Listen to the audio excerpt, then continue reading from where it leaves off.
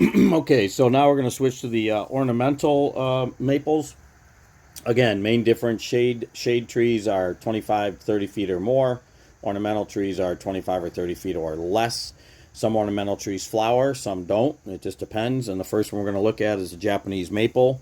A lot of you are familiar with Japanese maple. It doesn't really flower. I mean, it does, but it's not showy. It's just all about the leaves and the color, right? So most people know Japanese maple. Here's one of our leaves. Again, it's you can have 5 to 7, even 9 lobes. It's finely serrated over here. It's actually doubly serrated. Some people say the marijuana leaf looks like that. I don't know, but again, we'll talk about cultivars in another place, but that's your classic Japanese maple, Acer palmatum. Can't really see it there, but we'll look at the buds later. And then the other one that everybody loves is our lace leaf Japanese maple. Right, so again, you can have multiple. This is still a simple leaf. So these are it's just so heavily cut like this. That's why I call it a lace leaf Japanese maple. Some people call them shrub maples or weeping maples or whatever, but I call it a lace leaf just because the leaf is very lacy. Okay, again, you can get them in green or red cultivars, but heavily serrated, finely serrated. The teeth, I'm surprised this one is not dried up more, but it is irrigated in the summer. So scientific on this is, so this is a variety, and we talked a little bit about this in nomenclature, right? So you have Japanese maple is Acer palmatum. The lace leaf Japanese maple is Acer palmatum, and then variety dissectum because the leaf is so heavily dissected. Okay. This actually could be on the green stem list as well because this is a 3-year-old stem in my hand and it is still green.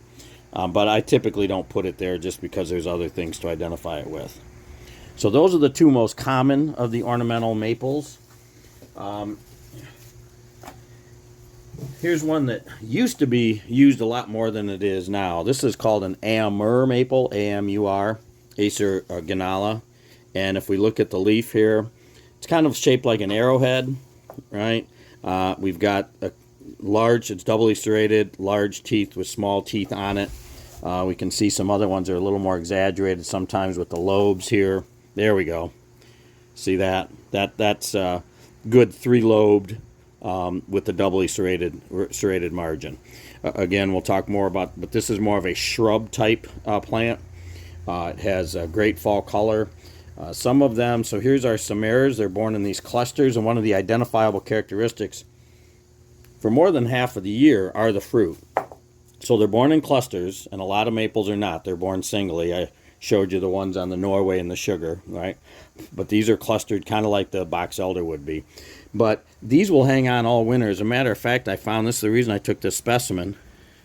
Those old samaras, right there, those are from a year ago, 2024, right? And they're still hanging on the tree. So literally all year, this plant has had these hanging on it. So literally 365 days a year, you could find these and go, oh, that's an Amur maple. That's really all you need. Typically, they would fall off. There are some cultivars that the samaras are bright red, which I really like those because they won't be red all summer. But in the spring, after they flower, you don't really notice the flowers. But then you'll have these red samaras hanging on. That can be pretty cool. And then they'll turn brown like this and drop off. But that's the Amur maple is Acer ganala.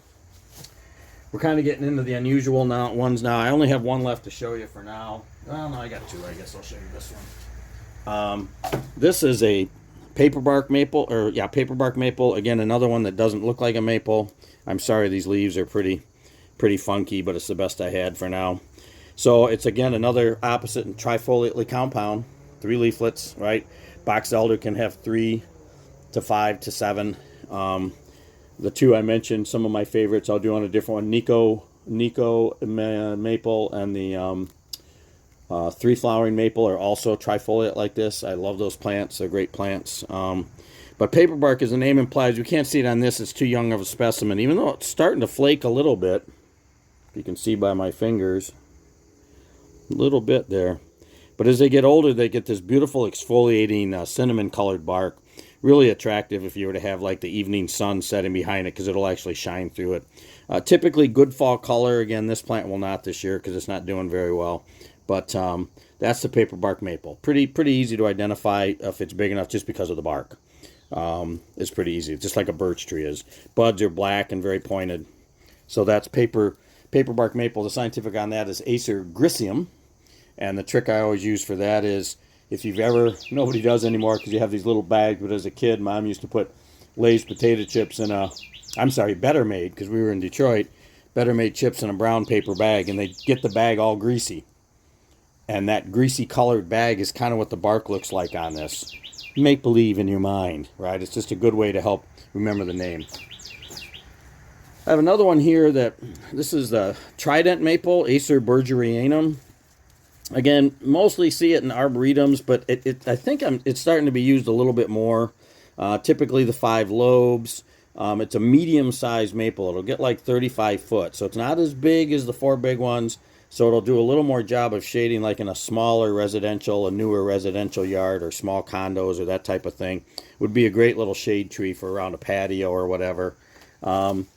This also has, like the Norway, the horizontal samaras, but these are super horizontal. Look at that, how flat they lay. Right, that's a good characteristic for Trident maple. But Acer bergerianum, kind of a golden fall color, but definitely underutilized.